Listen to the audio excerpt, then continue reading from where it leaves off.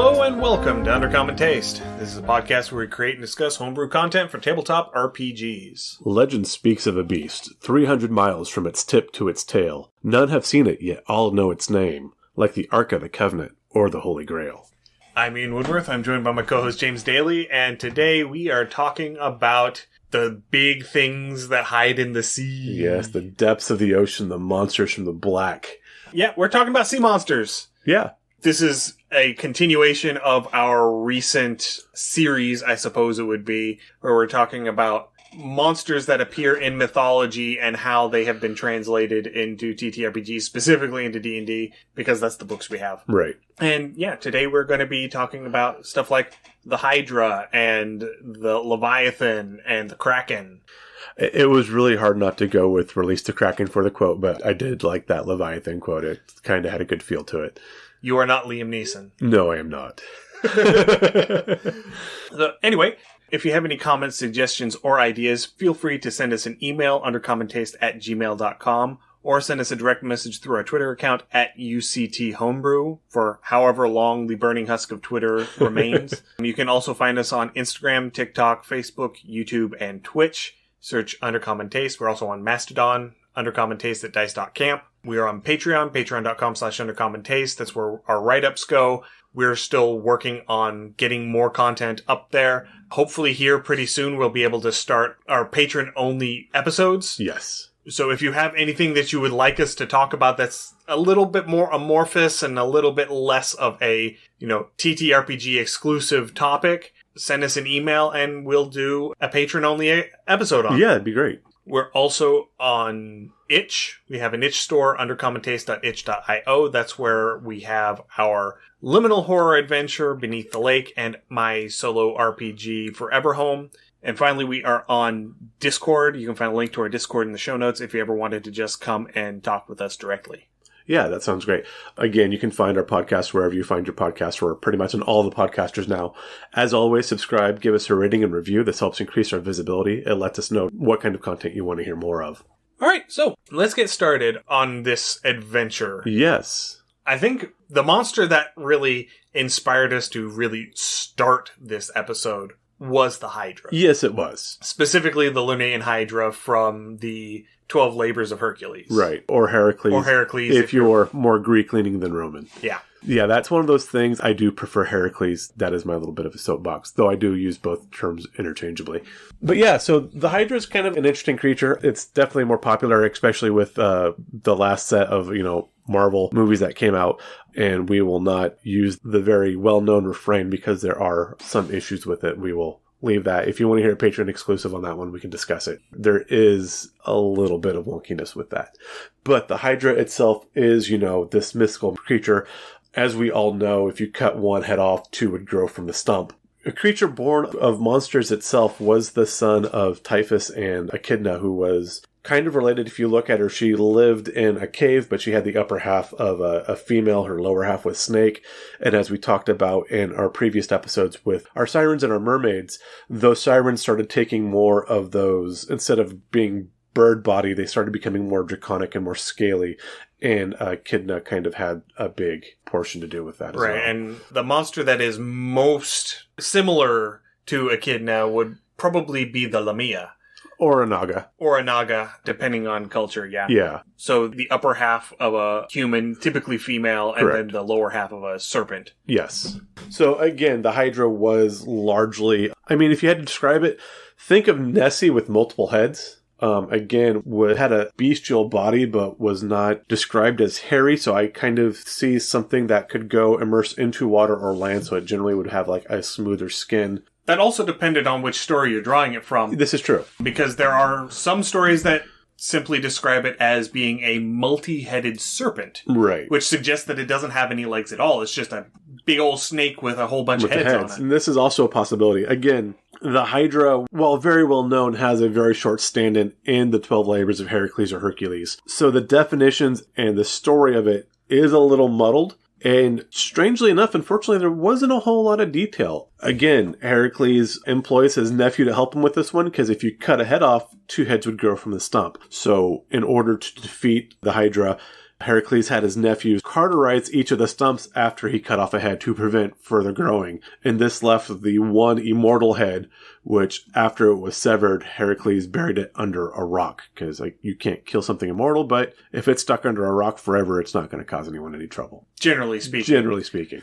So yeah, the Hydra has definitely been one of those monsters that has a lot of lore surrounding it being brought into modern culture. Yes, absolutely. A lot of games, a lot of fantasy-themed games have a Hydra or something akin to a Hydra in them. It's very popular in JRPGs. Very much so. I mean, speaking of JRPGs, there is a Japanese monster that is very similar to the Hydra, the Orochi, which is, I think it's supposed to be a sea-based monster that has 8 heads and 8 tails. 8 being a very popular number in Eastern numerology. Correct. Well, it's actually a fairly popular number in Western numerology as well. Yeah. So one of these stories describing the Orochi in Japanese Shinto mythology says, it had an 8-forked head and an 8-forked tail. Its eyes were red like the winter cherry, and on its back, firs and cypress were growing. As it crawled, it extended over a space of 8 hills and 8 valleys. So it was diminutive. It was tiny, right? It was a wee bitty thing, yeah. They were all bonsais. Yeah, so, I mean, yes, this is one of the original kaiju. Right, exactly, yeah. It's a massive sort of creature, and it ended up being slain by a god who was kicked out of the heavens for tricking his sister, Amaratesu, the sun goddess. Did he kill out a spider? Was he bored, or was he trying to redeem himself? There was a mortal who had petitioned him for aid because every 8 years they had to sacrifice one of their daughters to the Orochi. Okay. And this was his 8th daughter, and so he didn't want to give her up. And so Susanoo, who is the Japanese god who got kicked out of heaven, ended up going and killing the Orochi to save... He was doing someone a good. I like it. It wasn't self-serving, at least not apparently. So that's kind of cool. Okay, I like it. And another little detail is that apparently the imperial regalia of Japan, which would be the sword, the mirror, and the jewel, all came from the Orochi. So this is totally like your treasure drop off after you kill the gargantuan creature. Yeah. I like it. Yeah. And these are items that are kept away from public eye, that are the symbols of divine authority for the Japanese emperor. And so... much like the crown jewels in Britain. Except that, the crown jewels in Britain are on display in the Tower of London. Yeah, on display. Those are all fakes. We know it. Those are probably, reproductions, yes. But the fact of the matter is that they are physical items that are present, that you can see, that you can... somewhat interact with? Yeah, kind of. But these are artifacts that make public appearances. Right. The regalia of Japan never made public appearances. So whether or not they actually physically exist, I mean, there may very well be a physical sword, mirror, and gem. Right. Whether that is the actual origin of them, it's just the mythology behind them. Right. Who knows? I'm not a scholar on Japanese culture. Nor am I. But I mean, I'll run with it. I've heard stranger stories from Western culture, so yeah, we'll go with it. Yeah. Yeah. So the Hydra, like I said, has this fairly simple thing. The Hydra did have a couple other, kind of nasty tricks up its sleeve within mythology. One, any of its multitude of heads, generally 9, unless you started cutting some off and then it grew more, could spray either a poisonous gas or a venom. And its very blood was also poisonous. So I don't quite get the full xenomorph feel with the acid blood, but it was something along those lines that if you got spattered with its blood and it either got into a wound or into your face or mouth, that could be an issue for you as well. Well, I mean, the blood of the Hydra was the thing that ultimately led to the death of Heracles. Yes. Because, he killed the centaur Nessus with a poisoned arrow. Right. And in the end, Nessus's hide was fashioned into a shirt that the inside of it was also smeared with the blood of the Hydra. And so whenever Heracles put it on, the blood of the Hydra came into contact with his skin, and it created this perpetual sense of burning. Yes. Because he was a demigod, he was also technically immortal. He could not be slain by this. Or I guess he was invulnerable. He wasn't immortal. He had a resistance, as we would say in D&D. So it couldn't kill him, but it made him very, very uncomfortable. Yes. And so he ended up, throwing himself upon his own funeral pyre. Right. And that was how he died and ended up being ascended into Mount Olympus. Correct. So yes, it was really unpleasant stuff. So now we know that Heracles did have a poison resistance, but no resistance to fire. That is very true. That is very So if you want to throw Heracles on your table as either an NPC or a BBEG, there you go. We've started to stat Heracles. I'm going to say he probably had a 20 to 22 strength score. Just throwing that one out. Minimum, yeah. Yeah. We might stat out Heracles later just for lulz. Yeah, so going into D&D, talking about the Hydra. The 5e Hydra is kind of a pale specter of what the Hydra used to be. This is true. That's not to say that it isn't an impressive monster. No. So, by default, the D&D Hydra in 5th edition has 5 heads. Yes. If it takes 25 points of damage in a round, it loses a head. If you don't kill it before its turn starts up again, it grows 2 heads where it had 1, and it regains 10 hit points per head it regrows. Right. I do know, again, if you want to go back to our last anniversary celebration episode, we had the Trask Task Maureen Trask. Yes. We did have a Hydra in that one, so if you want to go and hear the actual play we did, we do have a Hydra encounter in that.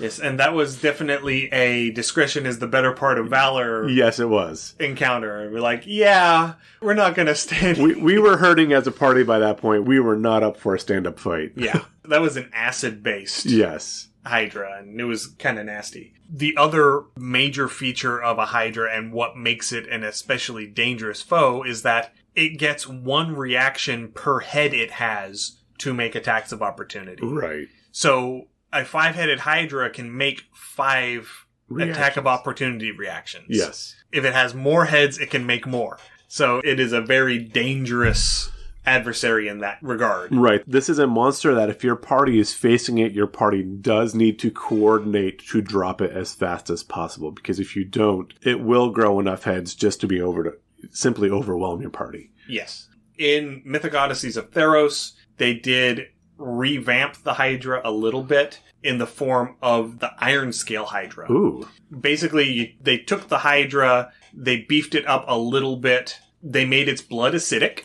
So, okay, we're going the xenomorph direction with this one. Well, I mean, they went a little bit more towards the historical Lernean Hydra. Yeah. Which, a contact poison, yeah. Honestly, yeah, it poison to acid, it doesn't really matter a whole lot. Right. Well, I mean, at the end of the day, unless the poison, now again, in older editions of D&D, your poisons were actually stat poisons, and so they would actually diminish your stats versus your HP. So, your poisons would give you a negative 1d4 to strength, or to intel, or to constitution. And if your strength or constitution dropped to 0, you just died. Absolutely, yeah. And then these Iron Scale Hydras require more damage in order to chop off a head, and they recover more health whenever they regrow heads. Okay. So it takes 40 hit points to chop off a head, and then they regain 20 hit points per head regrown. Oh. So, yes, they are bigger and meaner. Yeah. And then there was a named variant that was even bigger and badder than the standard Iron Scale Hydra called Polochronos. So basically, now you have a Hydra that has the acid blood and takes more damage to chop off a head and recovers more health whenever it regrows heads, but it also now has a tail attack and legendary actions. Oh my. I'm just going to cast Meteor Swarm and run. Yeah, pretty much. That's fair. Give it a good distraction. Smack it once or twice so I can say I did something, and then I'm out. Bye. Now, in 2nd edition, which was the other end of where I went with my research on the Hydra was a much more dangerous... The Hydra's just going to kill you dead. The Hydra is TPK. So, for starters, the body of the Hydra is immune to attacks. It's immune to damage. Okay. The only way to kill a Hydra by attacking the body without attacking the heads was to deal enough damage in a single blow to deal damage equal to its maximum HP. Meteor Swarm. And the maximum HP of a Hydra in 2nd edition was 8 points per head it started with. Okay. And it would start with 1d8 plus 4 heads. So from 5 to 12. Oh my. Meteor Swarm might not do it. Well, I mean, Meteor Swarm is a 9th level spell, and I don't even know if it even existed in Second edition, edition. But yeah, so its THAC0 and its damage were also based on the number of heads it had. Interesting. And if you removed heads, it didn't reduce the THAC0 or damage. Oh. So, like, if you had a 12-headed Hydra, it would have a THAC0 of 9, and it would have a D10 damage die. Okay. Per head. Oh. Oh my. Yeah, the Hydras were going to wreck your as day. opposed to the 5-headed one, which had a THAC0 of 15 and a D6 damage die. Right. Now, THAC0 is, again, if for our listeners that haven't played older editions, it works like armor class, but backwards, basically. So THAC0 means to hit armor class 0, and that was the highest armor class you could hit. So basically, a THAC0 of 9, you'd have to roll a 10 or higher, I believe, if that was... No, you had to hit a 9 or higher. I think a 9 or higher, yeah. Yeah, tie goes to the attacker. Tie goes to the attacker. And then you could have your armor class that could also beef that up. But lower numbers was a more resistant creature. So again, rolling lower against a THAC0 was better than rolling higher. Kind of like what Call of Cthulhu dice rolls are more like today. Except that this was in a D20 system and not a D100 Correct, system. yeah. THAC0 gets a little confusing. Once you handle it for a bit, you can get used to it. It's just that initial shift from low to high can trip a lot of people up.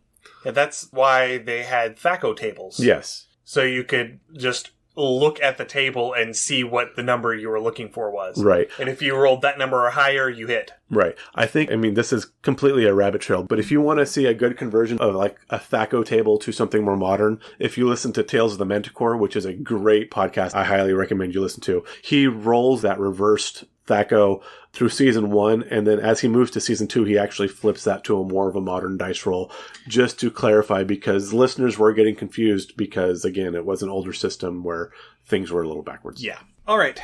So there were several variants in 2nd edition that carried through into 3rd edition. I haven't found many of them in 5th edition. They might be in some book somewhere that I just haven't found yet, but there was actually one of the variants in 2nd edition called the Lernean Hydra. Okay. The Lernean Hydra was different from the bog standard Hydra in that it was the one that could regrow its heads. Fair enough. The standard Hydra did not regrow heads. Interesting. In 2nd edition. I was not aware of that bit. And there was also the Cryo Hydra and the Pyro Hydra. The Flame Hydra, yeah. Which are able to breathe cold breath and breathe fire breath, respectively. Right. And again, you see these become very popular spells in the old Diablo 2, where you could actually create your own Flame Hydra and it would pop up and you had a Flame Hydra that would spit fire for you. And that was always a good crowd control spell to drop to keep the beasties away. Yep. And so the Lernean Hydra could regrow more heads than it started with, but it also maxed out at 12 heads. Okay, that's fair. Otherwise, yeah. That way they didn't have to expand the table that they created already for the Hydra. Right. So kind of like in games and a lot of things where the oozes would continually divide. So you kill the creature and now, oh no, you have two. This was very much the feel of the Hydra. And as found with a lot of older, video games and even some tabletop games, that splitting of enemies, even if they were weaker when they split overall, could very easily overwhelm a party and an entire game system. And so I can understand why Wizards would cap at a certain number. Well, this was a TSR. Oh, was it TSR at that point? Because it's 2nd edition. Yeah, okay, yeah, 2nd edition was TSR. But I could see why they would cap at a certain number, because you could easily break the entire game with just one Hydra and be like, okay, now what? Yeah, because Action Economy is not a 5th edition creation. No. It becomes more important in 5th edition because of bounded accuracy, but Action Economy is not a 5th edition creation. You're always going to be at a disadvantage if you are outnumbered 2-1, 3-1, 5-1, just because they get more attacks on you, Absolutely. Which means that they have more chances to deal a critical hit. Right. Yeah, no. Whoever's throwing more dice is going to do better. Almost typically. Always. Another variant that was present in an older edition, this was one that I think Ed Greenwood came up with in an early Dragon magazine article. Possibly some other resource called the Dwerga Hydra. Ooh. Dwerga Hydras were smaller than your standard Hydra. They were a medium-sized creature, and they lived underground. Specifically, like, in the Underdark. Because the Underdark is not scary enough. Let's throw a Hydra in there. By default, they only had 2 heads. Not terrible. They would keep one head sort of wrapped back around their body, almost like a hump or like, folded back wings. Okay. And they would use it basically as a surprise tactic. Oh. They were very agile and capable of climbing very easily. So they would be able to like scale walls and run across the ceilings and all of the things that weird lizard creatures do. But he was not actually left-handed.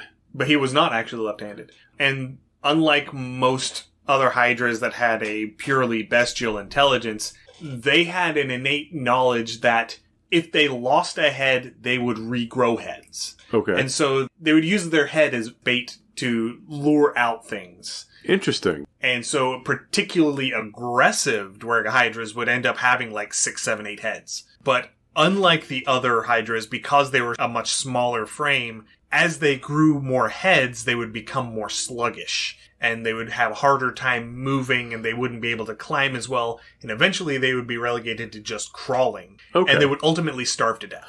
This makes sense. This kind of reminds me of the old Order of the Stick comic, which was an old D&D comic that you still find online. But their solution to defeating the Hydra was to cut off so many heads that the Hydra basically passes out because there's not enough blood flow to keep all the brains active and awake, so it passes out. Yeah. Which is kind of a funny way to do it. But Order of the Stick was a fun little comic to read. And so, canonically, the Dwerga Hydras are extinct in the Forgotten Realms. They have been hunted to extinction. Okay. They were initially hunted and harvested by the Illithid and the Drow because their blood could be used as a very potent component in healing potions and regeneration potions. Understandable. Ultimately, humans found out about them. And there we go. Sustainable harvesting, boys and girls, is a thing. No, wait. There was no sustainable harvesting in this. They initially tried to domesticate them. Oh. To use them as either mounts. Okay. Or subterranean guardians. Okay. And once they figured out that they could not be trained, that they were far too aggressive for that, and then by that point that they could not be kept away from human settlements, they were kill on sight. Oh my. And so they were eventually eradicated by humans. All those healing potions gone. That's a pity. But yeah, so that's Hydras. Yeah, the Hydras. And again, the Hydras, they do round out, if you're going to play a Hydra, with the exception of this Dwerga Hydra, which is relatively new to me, they are going to be bestial. So they are going to attack the biggest, scariest, or most threatening thing on the table. There's not going to be a whole lot in the way of strategy with these things. They are just going to kind of attack until they realize they will take damage, they may flee. Survivability is a thing, self-preservation is a thing. That said, these are definitely apex predators in their own right, so there's not much that's going to be able to scare them away or drive them off. Right, and they all typically have, as part of their mechanics bundle, as long as they have more than one head, they have advantage on anything that is going to affect perception. So they have advantage on saving throws against being blinded or charmed or deafened or frightened or knocked unconscious or any of those sorts of status effects. And they're also, if the monster is asleep, there's always at least one head awake. Right. So you can't just sneak up on it because it's asleep. It will still be able to perceive you. If more than one head is awake, it's going to have advantage on all of its perception checks. Absolutely. So anything for vision or for hearing or for smell, it's going to have an advantage on any of those sorts of things. I'm trying to figure out what the Hydra CR is. I think it's a CR 8 or 9 because the Armor class 15, hit points 172. Because the Iron Scale Hydra is a CR 11. Okay, yeah, so this Hydra here, pulling up from D&D Beyond, this thing has a CR 8. It's not something you're going to run into as a level 2, 3, 4 player. Even one Hydra against a group of 5th levels is probably going to be a good challenge and will wipe out most of their abilities for the day until their next long rest. So again, these things are not lightweights by any regard. No, especially since they get one attack per head every single round. Right. So, you're coming in, your fighter and your paladin and your barbarian, they all decide, we're going to go and gang up on this Hydra. and then it has 5, maybe 6 heads. Right. That means it gets 5, maybe 6 attacks. And these are not small attacks. These are, I think, average damage of 19 a hit. I believe so. Here, let me double check. Yeah, so it has a multi-attack with a +8, and the average hit is 10. It's a 1d10 plus 5. Okay, d10 plus 5. So, average of 10 damage a hit. That's, at the beginning of the fight, 50, 60 damage a round. Yeah, that's throwing out some damage. Plus, it gets that reaction attack of opportunity, so it can potentially double that. Right. So yeah, it's not anything to be, trifled with. Exactly. And again, also keeping with our theme here that this is a sea or an aquatic monster, you're going to find these things. I mean, you can find them in the woods and stuff. Most likely you're going to find them either along the shorelines or even like in a deep lake. I said something like along the lines of Nessie, in which case you're going to come up to it and you might only see a single head at a given point and thinking, hey, here's this, while the other heads are held underwater or in bay. So these other heads are going to pop up as a surprise and be like, haha. But again, this is the type of biome you're going to find these things too. Again, lakes, shorelines, deep rivers. Again, this might be like on your high-end table of random encounters, something that you don't necessarily want your party to fight. This is most likely going to be a questing beast. This is going to be something you have to slay for a town or a settlement for your party to earn a favor of significance. This isn't something that you drop and kill easily. And going back to what I mentioned last time whenever we were talking about chimeras, this could be something that a low-level party comes across, realizes they're out of their depth, and leaves. And then several levels later realize that they need something from a Hydra as a spell component or as an item creation component. And they're like, hey, remember that time? Right. And again, diving back into myth and with the Duergar Hydra, again, maybe you need the blood either for a specific poison or spell component, and this would be a great way, because again, Hydra blood's not something you're going to buy in your general goods store. And it also mentioned in this article that yes, they have been hunted to extinction in the wild. It is possible that some wizard found one and has it in magical stasis, or found some eggs and has the eggs in magical stasis in their research facility. And so it may not be entirely extinct. Right. And I was just extinct in the wild. The Underdark is not fully explored either. I'm just putting that out there. And there is a lot of crazy wizards that do some crazy stuff in the Underdark. Or if you listen to our last episode, maybe in an otherworld plane and something as terrible as the Howler Wasp, which is still kind of bothering me a little bit, honestly. But yeah, again, this kind of rounds out the Hydra. This isn't something that is going to pop up frequently. I believe the Hydra did make a quick mention at the end of Stranger Things Season 1. I do not know if it played through in Season 2. I never actually got to complete Season 2. I don't rightly recall. Right, but I do know the Hydra made an appearance at the end of Season 1. So you have to think, their party faced a Demigorgon before they faced the Hydra. Just to kind of put that on perspective or scale. Moving on, our next creature of the deep, I think we actually do need to address the Kraken. The Kraken. Kraken, please. And so the Kraken is this giant sea creature. It's the destroyer of ships and trade lanes. It has an appearance in Clash of the Titans, the old 80s movies, which shouldn't be there. That's a little weird, but meh. Yeah, because it is a Scandinavian monster. It is Norwegian in origin. Yeah, so I have no idea where they drug out. Yeah. What it's doing in Clash of the Titans, I'll never know. Yeah, that was a weird. But hey, why not? Because releasing the Kraken, that's one of the best movie lines ever. Just wonderfully done.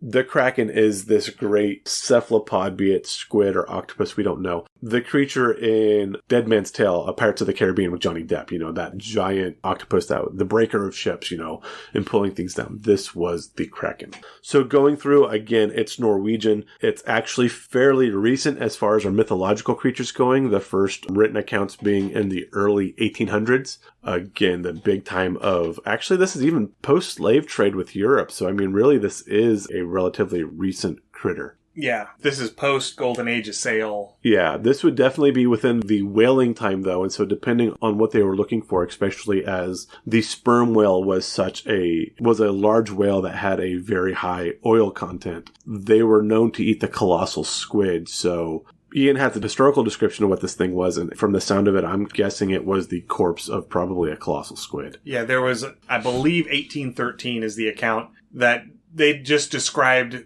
coming up to this massive sea creature that was 60 meters long. So that's 200 feet in freedom units. And it was covered in birds. So that to me says that maybe this was like, a Humboldt squid or one of these colossal squids that had died and had floated to the surface. And so the birds were coming along and scavenging the carcass. So again, these Kraken, if you're going to find them, you're not really going to find them so much on the shores, though you could possibly bring this up for a Kraken attack to harass a town. These are, if you're going to be running a seafaring campaign, this is definitely going to be one of your big terrors. And much like the Hydra, you are not going to attack the body of the Kraken. Rather, you're going to attack one of the 8 tentacles that is going to be grappling party members or trying to destroy your ship or breaking it down to either wound it enough to sever, kill, or otherwise hinder one of these tentacles. To outright kill a Kraken would be extremely difficult, if not near impossible.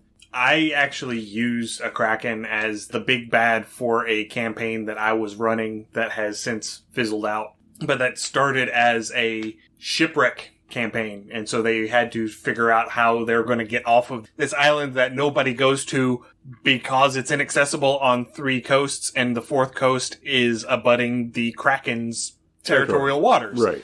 And so they all give it a wide berth. But the Kraken being able to affect the weather and conjure storms was pulling ships off course into its territory where it could sink them, and then it was, using its minions, because it had lots of Sahagin minions, to capture or recover the drowned bodies of the sailors on these vessels, and was converting them into sea spawn, which are sort of a type of sea zombie.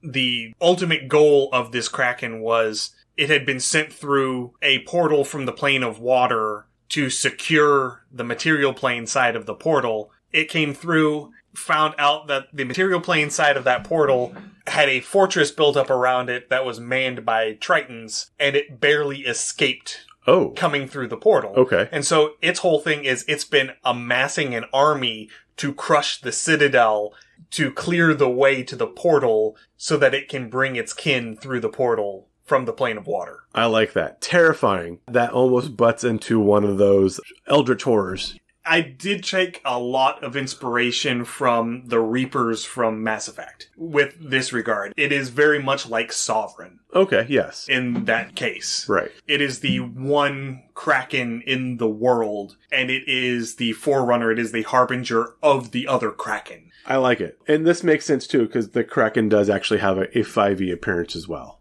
Yes, absolutely. The Kraken is one of those monsters that actually improved as it went from 3rd edition to 5th edition. That's impressive. In 3rd edition, it was basically just a giant squid. Yeah. It was a CR-12 giant squid. That's what I was more familiar with. Again, beefier than a Hydra, but not mythic. The Kraken in 5th edition is a CR-23. Yeah, you're not messing with that. You're looking at Bahamut levels with this. We actually had one in our Monster Madness last year. Yes, we did. It is the unique Kraken Slarkrethel from the Storm King's Thunder module. Yes. Who is actually a CR-25 because he's also a 20th level wizard. Just because. Because he wasn't scary enough. Because he wasn't scary enough. So they're no longer just a giant squid. So they've got almost like this lizard-like, kind of like a horny toad. Yeah, kind of. That's the kind of appearance that you get from the face. Because it does actually have a face now. I was almost thinking something like a lionfish or a reef fish, where it does have that bony, scaly kind of lots of projections coming off of it. Yeah, it does have that. So they can grapple things with their tentacles. They can throw the things that they have grappled with their tentacles. They can yeet. They can. And the thing that they yeet takes 1d3 points of damage per 10 feet traveled. And if it collides with another creature, that creature has to make a dex save or it takes that damage too. Right. They are immune to lightning and they can call down lightning storms. Nice. They are crazy smart. Yes. They now have a base intelligence of 22. Oh. So, yes, they are by far the smartest creature that we have covered so far. Yeah, they are smarter than most dragons. They are able to swallow the things that they bite. And then as a legendary action, they are able to create an ink cloud, which creates a 60-foot radius ink cloud that is heavily obscured area for everything but the Kraken, and everything in it has to make a con save or take poison damage. This is for your level 20 players. Do not bring a Kraken to fight anything lower than level 19, because they are not walking away. We had a Kraken show up near the end of Critical Role Campaign 1. Okay, I missed that part. It was the last leg of Keyless Aramente. Okay. Her trip into the plane of water. And that encounter is what killed Vax and made him come back as a Revenant. Nice. So yes, Kraken is nothing to mess with. Also, in 5th edition, they have lair actions, because they can have a lair. And they have regional effects I love it. surrounding their lair. I love it. So in their lair, it alternates turn by turn, but they bring up a powerful current of water, so you have to make a strength save or you get pushed 60 feet away from the Kraken. Okay. Creatures in the water become vulnerable to lightning damage. Ooh. Because again, we mentioned it could summon a lightning storm. Yes. And the water becomes electrically charged. Even better. So, yeah, you just take 10 points of lightning damage. Just go ahead and take a bath with that toaster. You'll be fine. Yep. Yeah, again, the Kraken in 5th edition took a lot more draconic traits.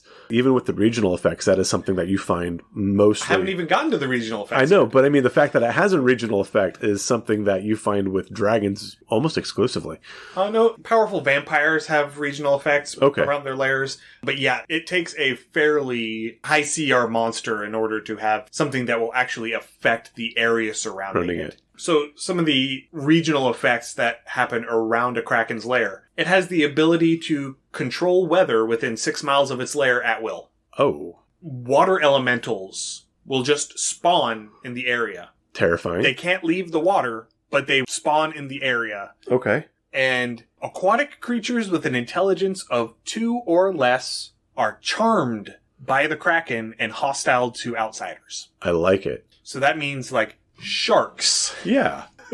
No, I love this. And really building all of this up, you could have a Kraken in your campaign that your party never even really knows about, especially if they are going through a trade route or they are on potentially an island that's within this Kraken's lair range. You have these unexplained squalls. You have unexplained arrivals of water elementals. You have horrible animal shark attacks, and there's no real explanation for it, and your party just has to deal with it. Eventually, your party might figure out there's a Kraken there, or as a DM, you could keep that in your pocket for campaigns later on down the road if you want to kind of build up a lore for a region. But you know it's there, and therefore it's going to affect all of these things in a certain way. You use this as building your environment, and so I really like that as a tool. It's more subtle. Yeah, this is how you create, like, a Bermuda Triangle. So yeah, that would be perfect. This area where, there's a lot of superstition about it, and you don't want to go into this area because so many ships go into this area and never come back. Right. Yeah, no, and so if anybody did discover the Kraken, they ain't sending no messages. Right, and, you're not going to have survivors. No. They're going to eat everything. Yeah, no, I love this. And so, yeah, this does build up just a region, and it does give it a really good flavor. All right, so transitioning from the Kraken into another monster that has sort of a similar feel to it. Okay. The Leviathan. Yes. The Leviathan starts off as a Hebrew monster. It is not from the Hebrew people. It's not specifically Jewish, but from the Hebrew region. It does have several descriptions, but as described, going to be more of your giant, monstrous sea serpent. Yes. In many accounts, it is also a multi-headed sea serpent. Right. So the Leviathan itself is female. If you are familiar with biblical text, the behemoth is the male version of the Leviathan. But this large sea serpent also was related to the god Baal. I'm pronouncing that correct. And Dagon. So it was able to create storms. It was, again, this thing that would cause coastal calamity, ship calamity. Going back, as I was looking at the Leviathan, it does have a Mesopotamian counterpart of the great old queen, Tiamat. Not D&D Tiamat, but Tiamat as a divine goddess who was the primordial creator. She was the goddess of seawater, and when she met with Bahamut, which is the primordial Mesopotamian god of freshwater, when they got together, that is what created all things. And so Tiamat being almost a great old one in her own right, as being before creation. Yes, and Bahamut as well. Yeah, almost, if you want a Greek counterpart, probably on the same level as Terra and Uranus. And maybe Kronos. See here, yeah, because Oceanus, I think, was a child of Gaia. Yes. So I think, Gaia and Uranus would be... Yeah, so the parents of the Titans who predated the gods. So again, this is about as old as you can get without summoning, Narthalep and... Nyarlathotep and... Yeah. Dagoth. I can never pronounce the names right. Yeah, and... I don't think you're supposed to. You're not supposed to. And, Hastur and all of those. Yeah, but again, so if you're going to use this Leviathan, and there are Leviathan-like creatures, I have to double check to see if Leviathan actually, Ian would know this better, pulls up in actual D&D. But again, this is going to be, like I said, your sea monster, that giant, sea snake you see on the edge of old ocean maps and things like this. It's going to look fairly similar to your Asiatic dragons as well, where it's the long, sinuous body. It's going to have a breath weapon of either lightning or flooding water. It is going to wash out ships. It is going to destroy entire seaside ports and settlements and harbors. So Leviathan does appear in D&D. I wasn't able to find it pre-3rd edition. I'm sure it's there. I just wasn't able to find it. It is in 3.5. It's kind of boring in 3.5. Oh, that's unfortunate. In 3.5, it is literally just a giant effing whale. Boo! That will come up and ram ships or swamp ships, and then it will come back through with its 20-foot wide mouth and scoop up all of the people and corpses that fall off of the ship. That's just the critter from Pinocchio. Yeah. It is literally the giant whale from Pinocchio. That's a little bit boring, but okay, we'll give it a pass. It is much more interesting in 5th edition. Yay, we got another upgrade. So, it first appeared in Mordenkainen's Tome of Foes. Okay. It is one of the Elder Elementals. Ooh. So, it is no longer a magical beast, it is now an elemental. Okay. This feels correct, again, going back to the Mesopotamian lore. Yeah, it is the primal water elemental, whereas the Phoenix is the primal fire elemental, and the Zaratan is the primal earth elemental. The Leviathan is the primal water elemental. Okay, perfect. I'm on board.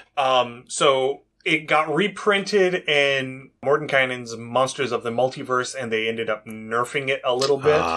But in doing so, they also clarified one of its abilities, which is good because it needed some clarification. It's a siege monster, so it deals double damage to objects and structures. Makes sense. Which include ships. Yes, it would. Because the whole thing about the Leviathan, even in 3rd edition, is that it took offense to ships being out on the water. Yeah, that's its area. Yeah, this is mine, you can't be here. Yeah. And so it would just come up and whap, smack a ship out of the water. How would you feel, people just start walking through your living room floor? You don't need to, who the hell are you? Get out of here. Exactly. So, in addition to being a gargantuan water elemental, it also has water form. Ooh. Which means that it can squeeze through any space of at least 1 inch. That is terrifying. Holy crap. And it can occupy a hostile creature's space. So it can move into your space. It can move into you. Yes. And then re-expand. Well, that's not part of the mechanics, but yes. Yeah. Oh, or just drown you outright, just crawl into your face and drown you. Oh, that's horrifying. That would be like the engulf ability of the water elemental. Yeah. You have to make a con save to hold your breath. Well, you can't hold your breath because it's forcing its way in. Well, I would say that your nostrils are smaller than 1 inch. Okay, yeah. So as long as you keep your mouth closed. That is terrifying, though. Oh, yeah. I'm not denying that. I kind of want to see, I don't know if there's a volume restriction. I hope to God there's not a volume restriction. I don't know, but one of its abilities is it creates a tidal wave. Okay. A tidal wave that is 250 feet by 250 feet by 50 feet. Ooh. That's your whole map, boys and girls. Yeah. Basically, it says, I delete everything that way. And basically, it's a 250-foot line that is 50 feet wide and 250 feet tall. That's insane. In the old version, it just yeeted that water in that direction, and everything in that 250-foot line just got hit all at once. Okay, I'm going to geek out here, because I am a science geek and I'm going to geek out. But a gallon of water weighs roughly 10 pounds. Yeah, 8 pounds. Yeah, pints a pound the whole world round. That's right. So, how much would that wave just weigh, just pure weight and force of water hitting you? Kilotons. Yes. Megatons. You have a water nuclear weapon. Everybody who wants to I can cast prestidigitation and make a nuclear... No, you can't. But you can cast a tidal wave and make a water nuclear bomb. So the new version knocks the damage down a little bit. Fair enough. But the wave now moves in the line 50 feet around. Oh. And every time it moves, the height drops 50 feet until the height drops to 0 and then it dissipates. Okay. That is a good clarification. Yeah, but it is still a 50-foot deep tidal wave. So yeah, whenever it moves that 50 feet, the 50 feet it covers as it moves is now all within the wave. Oh. It is a 50-foot wide wall of water. Nice. And then it will continue on its next turn, which I would say that if you fail your strength check and get knocked prone by it, you get carried off with it. Oh, absolutely. And so this would be not a lot of fun at all to be in. And on top of it, this is a recharge ability. Oh, that's beautiful. I can't remember off the top of my head if it's a recharge 6 or if it's a recharge 5/6. Because it is a CR20 monster. Right. So this is the story I'm building up with this. And again, it would take a little bit of DM finagling because, again, with the water shape, there's the question of volume involved. But you have a mad mage or someone who has somehow gotten on the Leviathan's good side. And they have contained the Leviathan into a canteen or even a barrel of water. There is an item for that. There is a legendary magic item for that. Okay. It's called the Iron Flask. Yes. Well done. Beautifully put together. So what you would have in this case is, I'm going to say, the Leviathan being an elder water elemental is from the elemental plane of water. Meaning that it is not native to the material plane. Yes. So anyone from the material plane who walks up to the Leviathan on the material plane and has the Iron Flask has the opportunity to magically trap the Leviathan within the Iron Flask if the Leviathan fails its saving throw. This builds it up perfect. And so person takes said Iron Flask either to a desert city to unleash the Leviathan, or maybe this is why Atlantis sunk.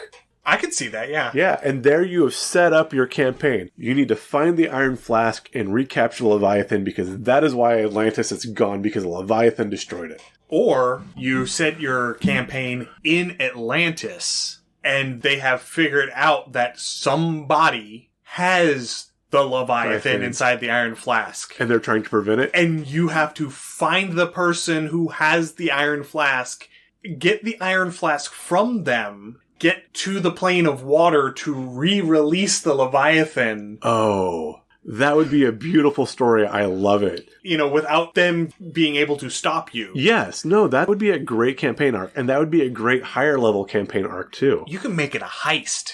Yeah? You can make it very noir sort of gumshoe sort of thing. Or you can just make it a straight up like Ocean's 11 heist. Okay, I like that too. Both of those work. I think, again, we do have some projects in the work we're currently working on a heist, which hopefully should be on our itch store out here by summer, I would hope. Hopefully. Yeah, we're trying to get that polished up, but I could see this being as another scenario we try to write up because this would be a lot of fun.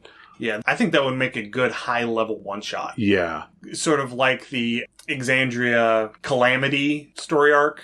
Have you done I'm not familiar with that one. The one that Brennan Lee Mulligan ran? No, I'm not familiar. Oh, that one's amazing. Okay. You have to go watch it. Oh, great. It is the story of how the Calamity happened. Okay, perfect. Yeah, and it is so good. Yes, but I would love to, summon this Leviathan on an unexpected region and just... Again, this is why my alignment tends to dip a little lower than most. But I mean, if you wanted to really get the Leviathan in really hardcore into your game, you could make it a Warlock patron. Yes, that would make perfect sense. And have a maritime Warlock. Yeah.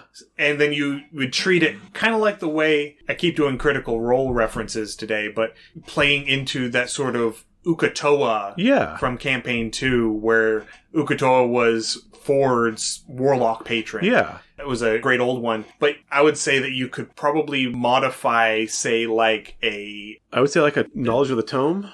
What's the pact? The Tome pact? Pact of the Tome. Yeah, Pact of the Tome. Would be one. But I'm thinking more going along the patron line. Right.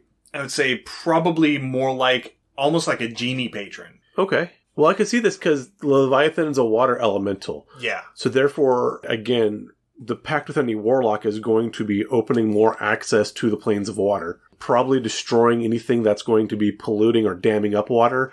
Probably breaking down shipping things to keep the water less inhabited. This would absolutely be a character to play in a pirate campaign. Yes, absolutely. I can definitely see near the end of the campaign, you've got your pirate fleet, you got your pirate armada sailing in. Your warlock is there standing on the prow of the ship as they're sailing towards that last major fortified port city, the city that has the base for the armada that is the government force that you're opposing. They conjure up using their connection with their patron, and then just all of a sudden, they're coming up in front of them is the Leviathan. I like it. Like rising up out of the bay in front of this fleet of pirate ships. And that's whenever you, as the DM, get to turn the tables a little bit, because the Leviathan doesn't care about any of these pirate ships that are joining you. So they're all going to become collateral damage. It's going to literally pick those ships up and use them as like shot put. Yeah. And huck them into the city. I've got one to match it. Because we're standing out. To give you a thing of recording, Ian and I are recording face to face, which gives me this perfect idea. You have your Leviathan warlock backed by the Leviathan. I'm not saying that the Kraken isn't a high enough level that it could too possibly be a patron. Oh, I'm sure it would be. And so a Leviathan warlock versus a Kraken warlock as a point counterpoint, like a party versus party type thing. Or if we want to really go into mythology, the defender of this port is a warlock whose patron is the Behemoth. Oh, that would be, yes. So it is the Behemoth on land versus the Leviathan on the sea. I love it. It is Pokemon Gen 3 Groudon versus Kyogre. Yes! Yes! We've done it! I absolutely love this. Yeah, no, you could do, I mean, the Leviathan itself does spark a lot of imagination, and there's a lot you can do with it. The Kraken does spark a lot of imagination, a lot you can do with it. The Hydra, a fun critter, not a star, which I really was expecting it to be when we were drawing up the episode. But again, the Hydra is a great critter. The Hydra has more versatility. The Hydra does have versatility. Because it is a lower level and they do have more variation on it. And so it's going to pop up more. The Hydra has the face, it has the name recognition. But yeah, some of these other just monstrous sea creatures, oh my god, you can do so much with them. Now, there's one other one that we are going to bring up. Yes. That in a D&D context is not a sea creature. No. But in a mythological context, came from the sea. Yeah, fair enough. And is French. Oh. Oh. Of course, we are talking about Grandpa Terry himself. Yes. The Tarrasque. Yes, I love this. So yeah, the Tarrasque is actually French. The lore behind this is a little meh.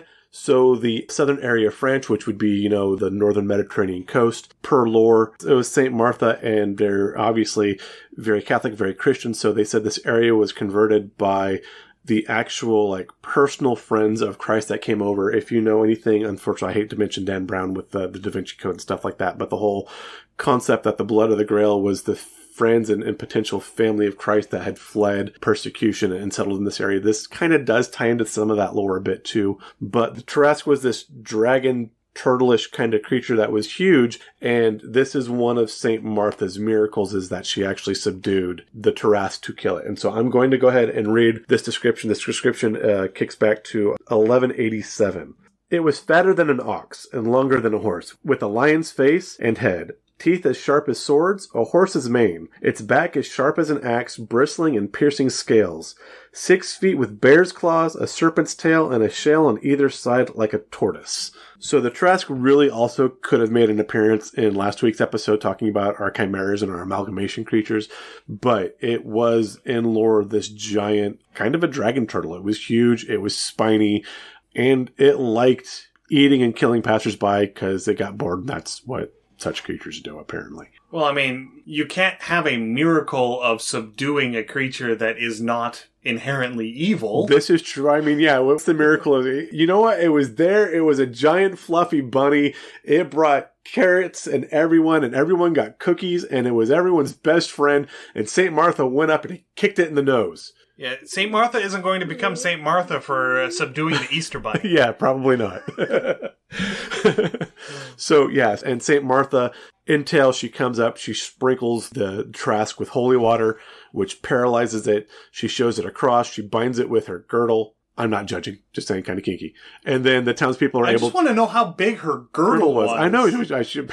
Apparently she was thick. With 3 C's. I know. And after this, the townspeople were able to come up and slay the Trask with spears and swords after it was restrained and subdued. Right. So, we have discussed the Trask a couple of times on the podcast. I think I can safely say that we are thoroughly unenthused with the 5th edition Trask. Yeah. It is kind of uninspired. It is literally just a melee sack of hit points. It is. It still has magic resistance, although magic resistance has been largely neutered in 5th edition. It just means you get advantage on saving throws against spells. It still has the reflective carapace, so it's unaffected by beam and cone attacks and magic missiles. And whenever one of those attacks would hit it, you roll 1d6, and on a 6, it bounces back towards the caster. Right. And otherwise, it's just a giant sack of hit points. Yeah, really, as monstrous as the Trask is supposed to be, a level 1 character with a fly speed and a bow and arrow, given enough time, could singly drop a Trask. That's extremely disappointing and underwhelming, in my opinion. Yes, a first-level Aarakocra fighter with a longbow. Yep, that's all it needs. And, a near unlimited supply of arrows. Yeah. But still, that just, Yeah, that's not what this creature's supposed to be. No. So, the 3.5 Trask, on the other hand... Much better. Had 6 attacks instead of 5. Okay. Because it got to make separate attacks with each of its horns. So it got 2 horn attacks instead of just the 1 in 5th edition. Because you're swinging your head either way, I can see that. Its bite would crit on an 18 to 20. I like it. Instead of the AC 25, 676 hit points that it has, which I understand dumbing it down because of bounded accuracy. Right. In 3rd edition, it was AC 35, 858 hit points. Oh, that's just incredible. It had damage reduction 15. Okay. So any weapon that was not at least an epic magic weapon, automatically just 15 damage right off the top. Right. And it had spell resistance 32, which meant that whenever you made a spell attack against it, see here if I can remember how that works. It was your caster level plus your spellcasting modifier. Correct. Plus a d20 roll. Correct. So a 20th level wizard with 20 intelligence would be 25 plus the die roll. Correct. So that means they would have to roll a 7 or higher just to affect the Trask with a spell. Yeah. It had regeneration. It regained 40 hit points around. It could charge once per minute, increasing its movement speed to 150 feet. Wow. It was immune to disease. It was immune to energy drain. It was immune to ability damage. And the only way to kill it dead was to reduce it to negative 10 hit points, and then use either the Wish or Miracle spell, right, which is a 9th level spell, to wish it dead. Yes. Because even the tiniest piece of this thing, if you didn't wish it dead, could eventually regenerate into another Trask. Yes. The 2nd edition Trask was even worse. It's hard to imagine, but yeah. It has fewer hit points because the way that hit points worked in 2nd edition was much different. It had 300 hit points. Okay. Which was 70 hit dice. Sweet Jesus. It had a FACO of -5. Oh my goodness. Which means that you had to roll a natural 20 in order to hit it. Yes. It still had the 6 attacks. When it charged, its horns did double damage, and it did trample damage to anyone in squares that it moved through. Oh. 4d10 trample damage. Oh, sweet Jesus. Yeah, so the Trask just speaks GG. And the fear effect that it had was far more substantial. Creatures with less than 3 hit dice froze in place with fear. Oh. No save. Oh. 3 to 6 hit dice, they fled in fear. Rightly no so. save. Rightly so. 7+ hit dice, you got a save. If you made the save, you did not flee in terror. Okay. Many people would still run away. Yeah. Just, again, discretion is the better part of valor. Absolutely. If you see a Tarrasque, you just nope out. Yeah. See here, some other things. It still crits on an 18 to 20, but now it severs limbs whenever it crits on them. Nice. Again, this is a factor of older D&D that I miss that you don't see too much anymore. Both the long maiming injuries, the severing of limbs, things like that. And also, you see it in 3rd edition, you don't see it as much in 5, but improved critical ranges. Right. It's hard to do that because just the way they were implemented in 3rd edition. Yeah. But there are ways to expand your critical range. And generally in 3rd edition, it would be a feat you could pick up. And there were certain weapons that were just, like the scimitar had an innately larger crit range. Right. So if you picked up the increased crit range with the scimitar, you were critting on a 17+. Which was kind of nice. I had a build once that crit on a 15+. Oh, very nice. Because also Vorpal weapons yes, would improve your critical range. Right. And Snicker Snack. Yes. But some other things. I'm still not done with the 2nd edition Tarrasque. Oh, my. It could reattach its own severed body parts by holding the body part to the stump. I like it. Like a troll. Okay, fair enough. You had to drop it to minus 30 hit points rather than minus 10 hit points and then wish it away. Okay. And while its regeneration was reduced to 1 hit point per round, it was now also immune to psionics. I could see that. That's fair. So those are some of the crazy things that the Tarrasque, when the Tarrasque was truly a monster, yeah. Yeah, this was, the monster that... Terror embodied. Yes. Yes. This is the thing that if you manage to get to 20th level, or even beyond, I think, because it went up to 30th level, I think. I believe, yeah. If you're able to get up there and get these very powerful spells and get this very powerful gear... This was the sort of thing... That was a challenge. Yes. Even absolutely. still, yeah. And in the 2nd edition Monster Manual, they also give some guidance on the things that you can make with the body parts. Oh, okay. Its upper carapace can be treated with a special acid and heated in a furnace, and then, as a result, you end up getting 10d10 diamonds of 1,000 GP value. Wow. Impressive. And then the hide from the underbelly could be treated and then mixed with its blood and adamantite to create 1d4 shields that have a innate +5 enchantment on them. Very nice. And you had to find a very specific high-level dwarven smith in order to get this. I would say probably that would involve going to Mount Celestia to the halls of Moradin and almost having to get a dwarven god to make that. I was going to bring that up. So in the later editions of 2nd edition, especially in your epic quest at high range, you actually do in some instances fight deities. Killing a Tarrasque and harvesting the parts for materials and armor would definitely be one of the necessary steps to even hope to accomplish such a task. Yeah, one of my favorite long-form Reddit stories talking about somebody who... He was not very well appreciated by his gaming group. He was playing a bard. Okay. I can't remember if this was 2nd edition or 3rd edition, but he was playing a bard, and the party hit 20th level, and they were fighting the Tarrasque. And he ended up going unconscious during the Tarrasque fight. And so his DM was rolling for him behind the screen to see whether or not he survived. Okay. The party ended up successfully killing the Tarrasque. This character, like I said, was a bard. He had taken lots of crafting feats.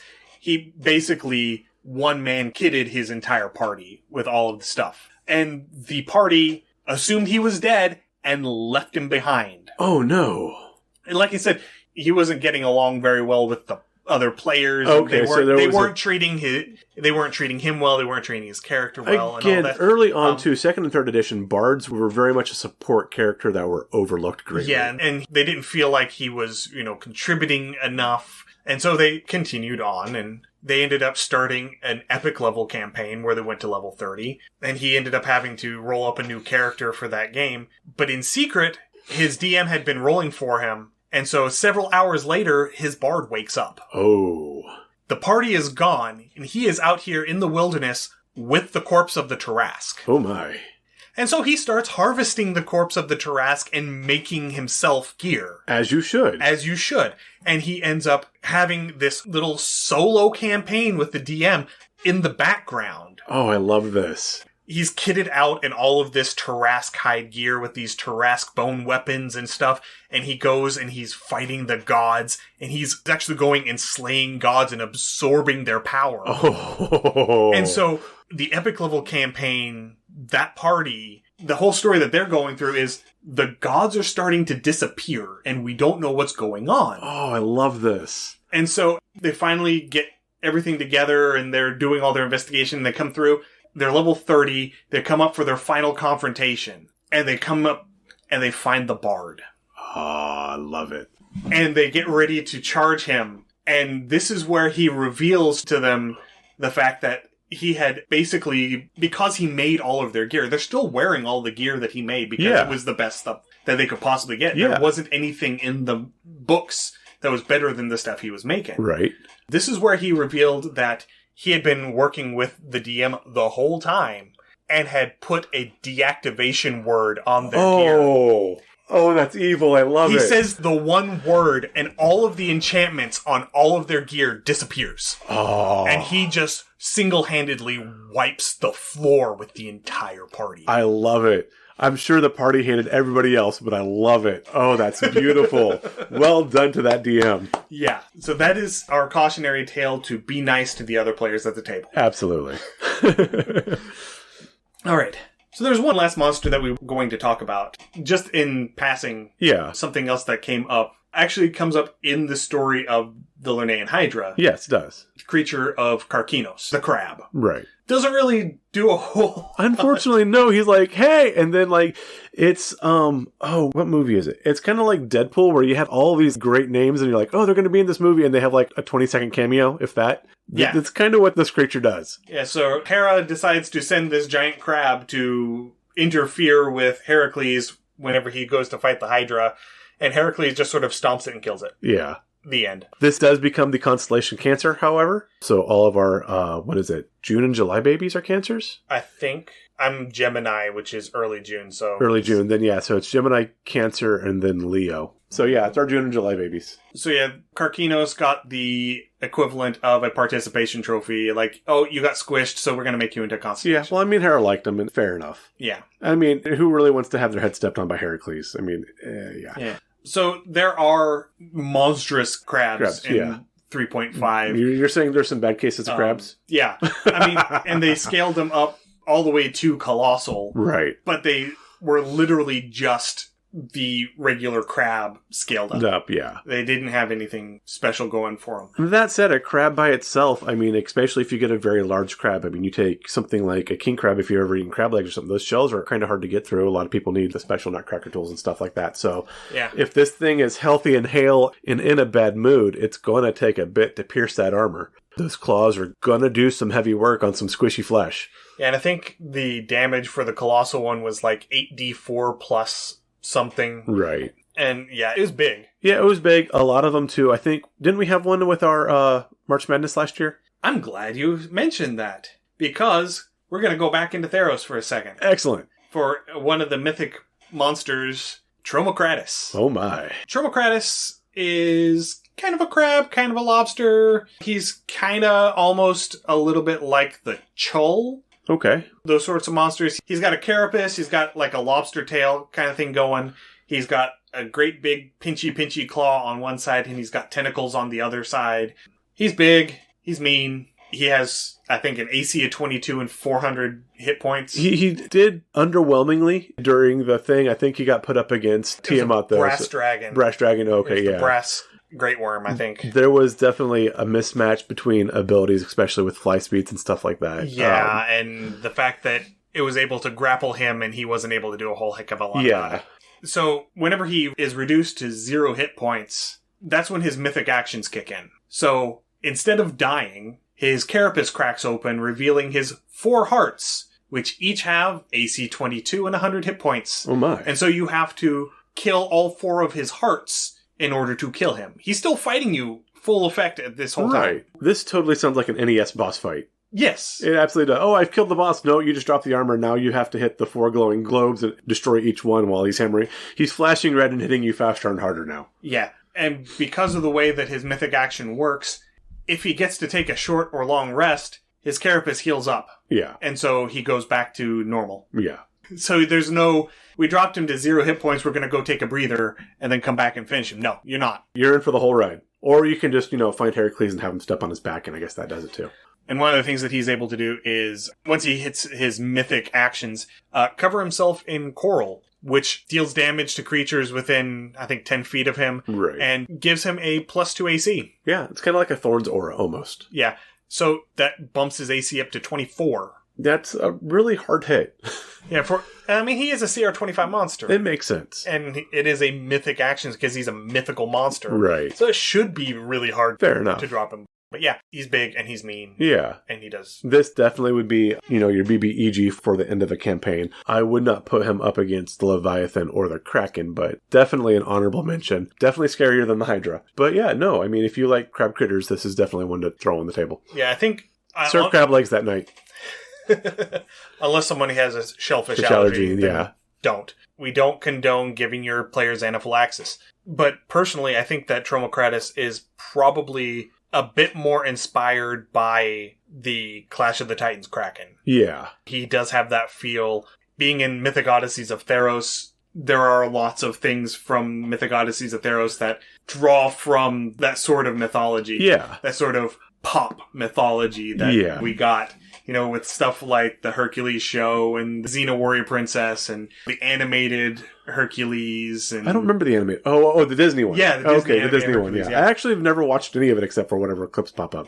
Right. Wasn't a huge fan of Disney. I've heard that's one I do need to sit down and actually observe. But right, I think that pretty well does it. Yeah, that wraps us up. This was a fun go. We've gone through mainland Europe mostly, a little bit of the Middle East. We've come across the ocean, so pretty soon we're setting foot in the New World. Yeah, I think we may end up doing an episode on monsters that petrify. Yes. We had talked about doing that. We might do that as we are doing research on our North American cryptids, because that is something that we're going to have to do a bit more research on. There's less readily available about it, right. And we want to make sure that we aren't stepping into too many taboos. Yeah, we are trying to be respectful of cultures, and there are some that I definitely want to address where the cultures themselves believe that talking about them or generating fear about them give them more strength. And so that's why a lot of times they will use an alternate name or alternate spelling or descriptions of such. Or just not talk about them broaching them at all. Right. And if that's the case, we do want to respect those cultures because this is where they are coming from.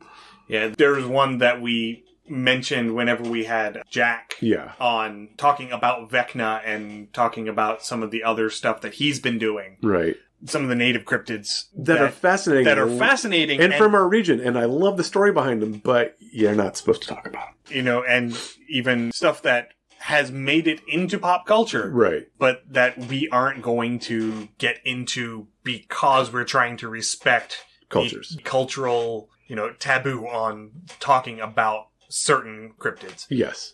And that one cryptid in particular, the one that starts with a W, came up in that... Sounds kind of like a fast food chain. We'll stop there. Yeah, and Jack took the time to explain to us that no, we don't talk about that one. Right.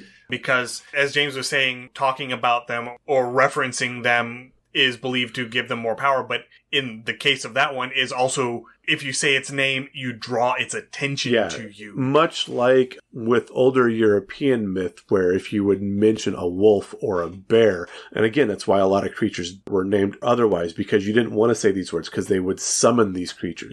Yeah. So that was the... as we mentioned, I think it was with the lycanthrope episode, or possibly the one where we're talking about the Nixies, where we're talking about the difference between Ulfr as a wolf and Varg as a wolf. Yes. Varg was the non-taboo name. Right. Also talking about the Hellhounds, I believe. Possibly. Because it was the Bargest. Okay. Could have been a bear ghost instead of a mountain ghost. Yeah, so that is something that it's going to take us a little bit of time to do the research on that, and so we may put a filler episode or two in between while we're working on But we are looking forward to it. We are going to try to cover it as much as we can because as much as we do very much want to respect native lore, there is a wonderful trove of stories and monsters and abilities that would be very interesting, and those cultures should be brought up to be appreciated as well. And so there is a balance of appreciating them respectfully and respecting, obviously, the taboo of those cultures also.